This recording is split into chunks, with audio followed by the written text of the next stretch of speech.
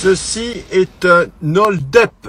Hold-up sur votre santé, hold-up sur vos libertés, hold-up sur votre bon sens, hold-up sur l'information, hold-up sur la liberté d'expression.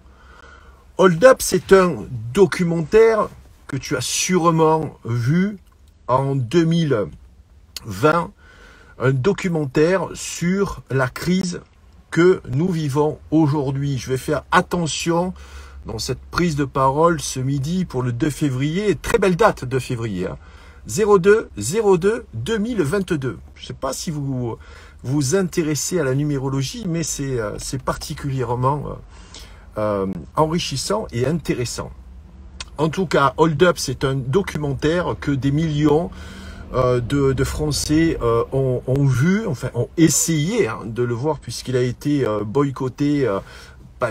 censuré, pardon, dès sa sortie, et boycotté bien entendu par la presse mainstream. C'est assez étonnant que des journalistes aujourd'hui qui travaillent pour des rédactions, pour des journaux, s'offusquent qu'un des leurs, parce que le réalisateur de ce documentaire Hold Up, c'est celui qui l'a produit également, il s'appelle Pierre Barnerias, est un journaliste.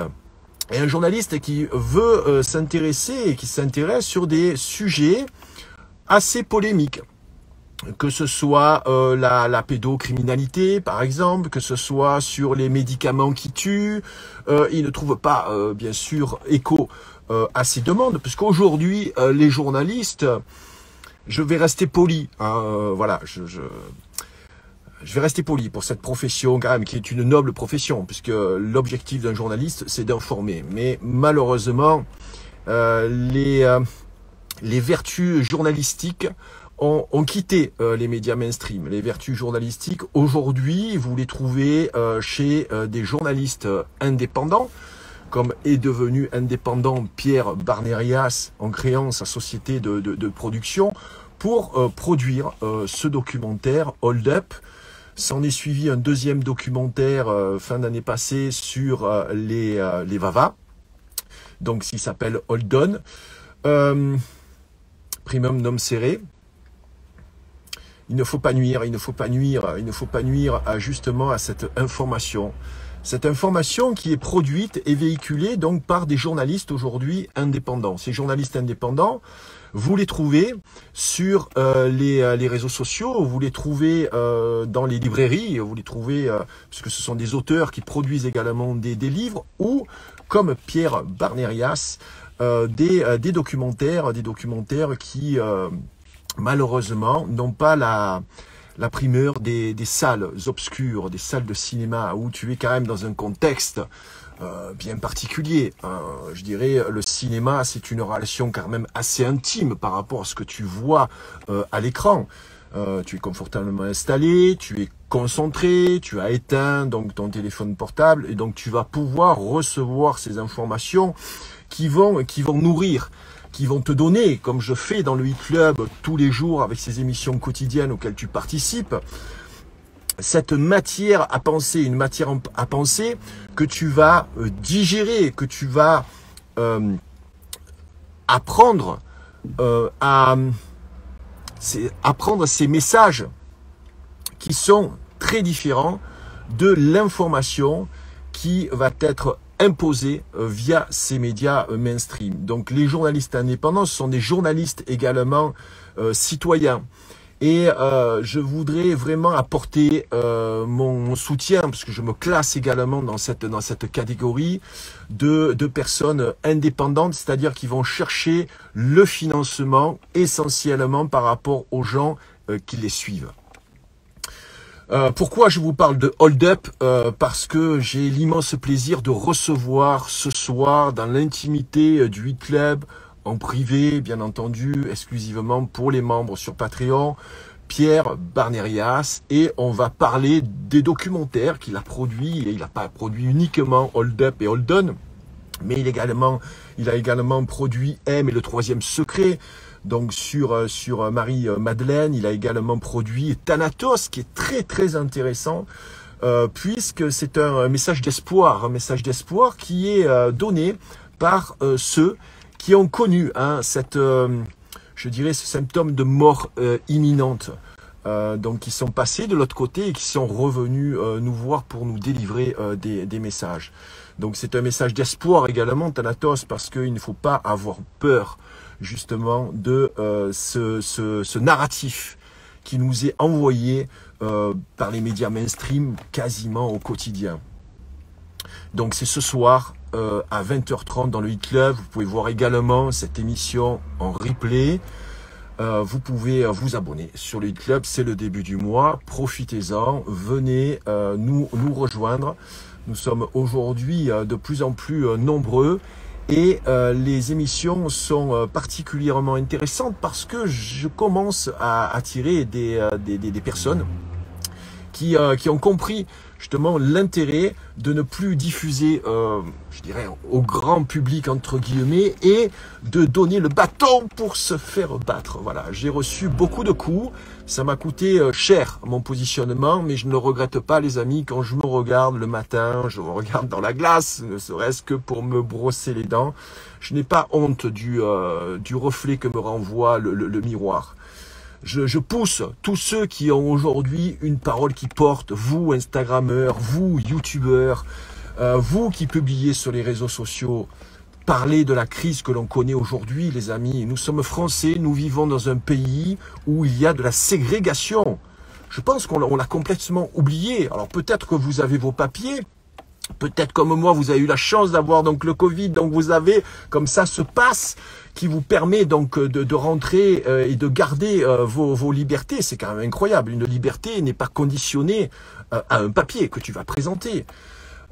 Tout ce narratif est carrément incroyable. Mais moi, ce qui me met le plus en colère, c'est que j'ai l'impression que la plupart des gens que je croise vivent dans une société normale, un monde qui est normal, qui n'a pas forcément beaucoup changé pour eux.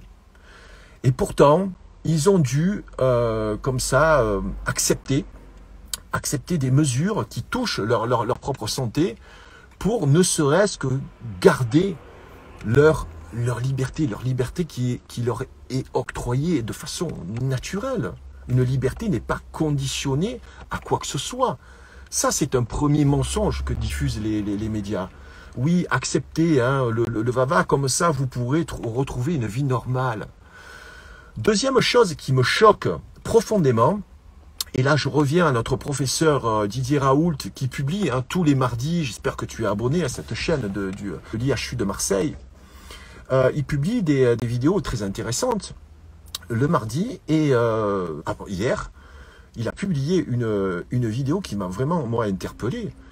Il se trouve que les pays, en fait, qui ont la couverture de VAVA la plus importante, c'est là où il y a le plus de contamination, entre guillemets, voilà, de cas positifs. Intéressant. Donc, ce qui vise à dire que le VAVA n'empêche pas la contamination. Je pense que c'est un fait qui est aujourd'hui accepté par tous, mais est-ce qu'il est réellement compris par tous? J'ai encore entendu, il y a quelques jours, une personne qui m'a dit « Oui, mais je le fais pour les autres, pour protéger les autres. » C'est-à-dire, tu vas te faire le VAVA pour protéger les autres. Ah, c'est magnifique. C'est magnifique. On vit en absurdie totale.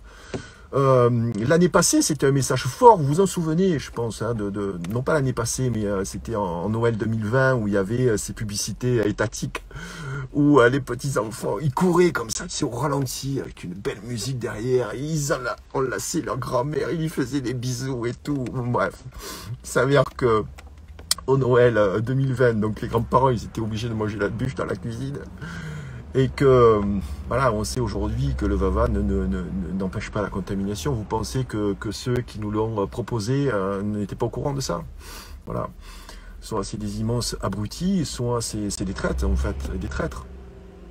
C'est Martin Luther King qui disait qu'à un moment donné, le silence devient une trahison. Donc, pour en revenir à vous, qui avez la parole publique, que vous soyez Instagrammeur, YouTubeur, que vous ayez un compte sur Facebook, n'ayez pas peur aujourd'hui de relayer des messages comme celui quand même du professeur Raoult qui est une sommité dans le domaine et qui, voilà, je ne sais pas pour combien de temps il en a, parce que je pense que c'est son temps, entre guillemets, professionnel, bien entendu, hein, son temps professionnel est compté. J'espère que Dieu lui prêtera longue vie. Mais écoutez les messages qui diffusent et n'ayez pas peur également de vous positionner, de parler de cet état de ségrégation en France. Il y a des personnes, les amis, qui ont refusé jusqu'à présent, qui n'ont pas eu la chance également d'avoir le coco et d'être punis, de ne pas pouvoir aller dans une salle de gym, de ne pas pouvoir aller au cinéma. C'est pas pareil dans tous les pays, hein. Quand même, en France, on est un pays unique hein, pour ces mesures restrictives. J'ai mon ami qui vit en Floride qui nous dit que voilà, c'est open bar là-bas et ça se passe très bien. Donc je suis un peu peiné, je vous avoue, en ce début de février, je me tâtais, hein, est-ce que je prends la parole ou pas, mais j'ai choisi de le faire. De pas vous plomber en fait l'ambiance, de garder ma hargne comme ça pour vous réveiller, pour envoyer mes messages tant que je peux le faire. Je vous encourage à venir me rejoindre dans le Hit Club. Je vous assure que le programme ne vous décevra pas.